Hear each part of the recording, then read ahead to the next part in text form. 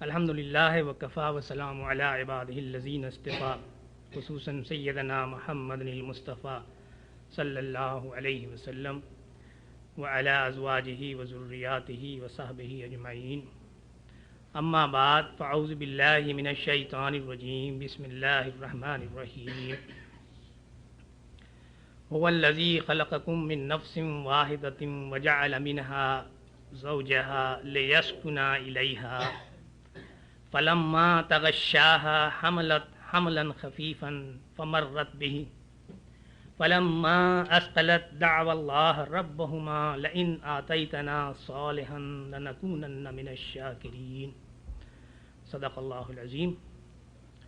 وقال الله تعالى أيضا في سورة النساء: الرجال قوامون على النساء بما فضل الله بعضهم على بعض وبما انفقوا من اموالهم فالصالحات قانتات حافظات للغیب بما حفظ الله واللاتی تخافون نشوزهن فعیذوهن واهجروهن في المضاجع واضربوهن فإن أطعنكم فلا تبغوا عليهن سبيلا ان اللہ کان علیا کبیرا، صدق اللہ العظیم۔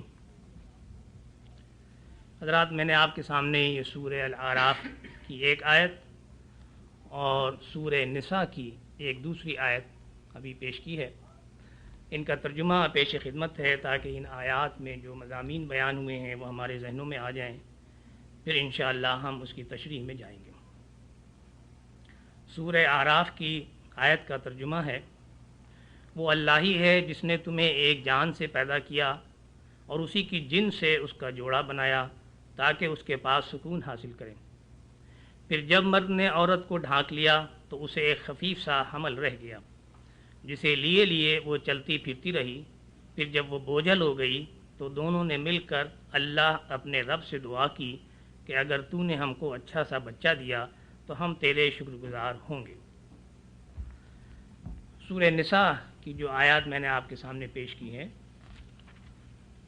اس کا ترجمہ ہے کہ مرد عورتوں پر قوام ہیں اس بنا پر کہ اللہ نے ان میں سے ایک کو دوسرے پر فضیلت دی ہے، اور اس بنا پر کہ مرد اپنے مال خرچ کرتے ہیں۔ پس جو صالح عورتیں ہیں وہ اطاعت شعار ہوتی ہیں اور مردوں کے پیچھے اللہ کی حفاظت اور نگرانی میں ان کے حقوق کی حفاظت کرتی ہیں۔ اور جن عورتوں سے تمہیں سرکشی کا اندیشہ ہو انہیں سمجھاؤ، خوابگاہوں میں ان سے علیحدہ رہو اور مارو۔ پھر اگر وہ تمہاری مطیع ہو جائیں تو خواہ مخواہ ان پر دست درازی کے لیے بہانے تلاش نہ کرو۔ یقین رکھو کہ اوپر اللہ موجود ہے جو بڑا اور بالا تر ہے۔ رب اشرح لی صدری ویسر لی امری واحلل عقدۃ من لسانی یفقہوا قولی۔ حضرات، میں نے آپ کے سامنے ابھی جو دو آیات پیش کی ہیں ان کے ترجمے سے آپ نے یہ اندازہ لگا لیا ہوگا کہ ان آیات میں اللہ تعالیٰ نے جو باتیں ہمارے سامنے رکھی ہیں وہ میاں اور بیوی کے درمیان تعلقات یا دوسرے معنوں میں زن و شو کے جو حقوق ہیں ایک دوسرے کے اوپر، اس کے بارے میں اللہ تعالیٰ نے گفتگو کی۔ یہی آج میرا موضوع ہے اور میں انشاءاللہ کوشش کروں گا کہ سادے سے الفاظ میں وہ باتیں آپ کے سامنے رکھوں کہ جو اللہ تعالیٰ نے اور رسول اکرم صلی اللہ علیہ وسلم نے ہمارے سامنے بیان کی ہیں۔ میں آپ کو ایک بات واضح کر دوں کہ میں کوئی ادیب نہیں ہوں اور میرے پاس الفاظ کی کمی ہے، اس میں کوئی شبہ نہیں، مگر میں کوشش کروں گا کہ تہذیب کے دائرے کے اندر اشارے اور کنایے میں بہت سی باتیں آپ کے سامنے پیش کروں۔ اگر مجھ سے کہیں کوئی اس قسم کی لغزش ہو جائے تو امید ہے کہ آپ اس کو درگزر کریں گے۔ پہلی بات جو اللہ تعالیٰ نے ہمارے سامنے رکھی ہے وہ یہ کہ وہی ہے کہ جس نے تمہاری نفس سے تمہارا زوج پیدا کیا۔ یعنی تخلیق انسان جو ہے وہ دو مرحلے میں ہوئی ہے۔ ایک تو یہ کہ اللہ تعالیٰ نے پہلے حضرت آدم علیہ السلام کو پیدا کیا یا بنایا، اور اس کے بعد حضرت آدم علیہ السلام ہی سے حضرت حوا کا وجود میں آنا ہمارے سامنے بتایا گیا۔ اصل بات یہ ہے کہ ان کا مقصد کیا ہے۔ یہ اللہ تعالیٰ نے جو زوج یا ازواج کا جو نظام پیدا کیا ہے دنیا میں، جو بنایا ہے، اس کے مقاصد کیا ہیں۔ اس سلسلے میں دو مقصد جو ہے بالکل واضح انداز میں ہمارے سامنے آتا ہے۔ ایک مقصد تو یہ ہے کہ لیسکنا الیہا، تاکہ آپ سکون حاصل کریں اس سے، اور دوسرا مقصد یہ ہے کہ اولاد حاصل کریں آپ، اس لیے کہ یہی بات اسی آیت میں آگے چل کر کے ہمارے سامنے رکھی گئی ہے کہ جب وہ بھاری ہو جاتی ہے تو وہ دعا کرتے ہیں کہ اے اللہ ہمیں ایک صالح اولاد عطا کر تاکہ ہم تیرے شکر گزار بندے بنیں۔ تو یہ دو مقصد ہیں اصل میں ازدواجی زندگی کے اسلام کے نقطہ نظر کے تحت۔ پہلی بات جو ہمارے سامنے آتی ہے وہ یہ کہ لیسکنا الیہا، تاکہ وہ اسے سکون حاصل کریں۔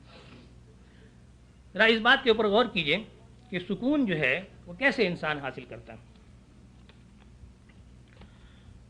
سکون اسی سے حاصل ہوتا ہے کہ جس سے آپ کو محبت ہو، جس سے آپ کو شفقت ہو، جس سے آپ کو مودت ہو، جس سے کوئی تعلق ہو اور کوئی انسیت ہو۔ تو پہلی بات جو ہمارے سامنے آتی ہے وہ یہ کہ جب مرد اور عورت کے درمیان میں اللہ تعالیٰ یہ کہتا ہے کہ ہم نے اس لیے جوڑا بنایا ہے کہ وہ ایک دوسرے کو سکون حاصل کریں، تو یہ لازمی بات ہے کہ ان دونوں کے درمیان فطری طور پر محبت اور مودت اور شفقت جو ہے اور انسیت جو ہے وہ پیدا ہونی چاہیے۔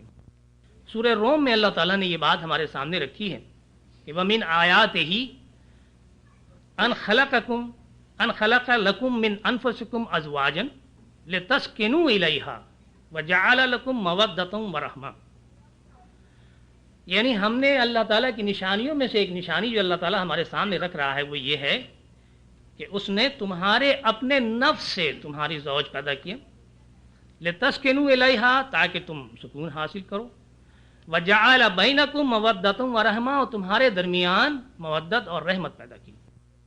تو پہلا مقصد جو ہے وہ اس زوجیت کا یہ ہے کہ وہ ایک دوسرے کے پاس جائیں اور سکون تلاش کریں، اور اس سکون تلاش کرنے کے لیے اللہ تعالیٰ نے ان دونوں کے درمیان میں مودت اور رحمت پیدا کر دی ہے۔ یہ فطری سی بات ہے کہ انسان جب گھر لوٹتا ہے یا کہیں بھی جاتا ہے تو وہیں جاتا ہے کہ جہاں اسے محبت ملتی ہو، جہاں اسے شفقت ملتی ہو۔ بچہ جو ہے وہ ماں کی طرف جب بھاگتا ہے تو اس کی فطری وجہ یہی ہے کہ اس کے اندر یہ احساس اجاگر ہو چکا ہوتا ہے کہ مجھے اگر کہیں محبت اور شفقت ملے گی تو وہ ماں کی گود میں ملے گی۔ بالکل اسی طرح سے مرد اور عورت کا بھی تعلق ہے کہ وہ جانتے ہیں فطری طور پر کہ انہیں اگر کہیں محبت اور شفقت ملے گی اور ان کو سکون ملے گا اور ان کی تکان دور ہوگی تو وہ ایک دوسرے کے پاس جانے سے ہی یہ تکان دور ہوگی۔ یہ پہلا مقصد ہے جو ہمارے سامنے آتا ہے۔ دوسرا مقصد جیسا میں نے آپ کو بتایا کہ صرف سکون حاصل کرنا ہی نہیں ہے کہ ہم میاں بیوی رہ رہے ہیں گھر کے اندر اور ایک دوسرے سے سکون حاصل کر رہے ہیں اور ہم یہ سمجھتے ہیں کہ ہم نے جو اللہ تعالیٰ نے زوج میں جو انسانیت کو پیدا کیا ہے تو ہم نے اس کا مقصد پورا کر دیا۔ نہیں، اس کا ایک مقصد اور بھی ہے اور وہ مقصد ہے اولاد کا حصول۔ چنانچہ اللہ تعالیٰ یہ بات ہمارے سامنے رکھتا ہے اور یہ بات وہ سورہ نحل میں بڑے واضح انداز میں رکھتا ہے کہ واللہ جعل لکم من انفسکم ازواجا وجعل لکم من ازواجکم بنینا وحفدۃ، یعنی یہ اللہ ہے کہ جس نے تمہارے اپنے نفس سے تمہارا زوج پیدا کیا ہے اور تمہاری ازواج سے تمہارے لیے بیٹے اور پوتے پیدا کیے۔ اب ذرا غور کیجئے کہ یہ دوسرا مقصد آیا کہ یہ زوجیت کا جو نظام اللہ تعالیٰ نے بنایا ہے یہ اس لیے بنایا ہے کہ بیٹے اور پوتے حاصل کیے جائیں۔ یعنی بات صرف یہی نہیں ہے کہ آپ بیٹے تک حاصل کر کے کہیں کہ ٹھیک ہے ہم نے اولاد حاصل کر لی، ہمارا مقصد جو ہے دوسرا مقصد بھی پورا ہو گیا۔ نہیں، اللہ تعالیٰ یہ کہتا ہے کہ جہاں بقائے انسانی کے لیے جدوجہد ضروری ہے وہاں نسل انسانی کی افزائش بھی ضروری ہے، یعنی انسان کی جو نسل ہے اس کو آگے بڑھایا جائے، اور اسی لیے لفظ حفدتاً اس نے استعمال کیا کہ پوتے بھی حاصل کرو۔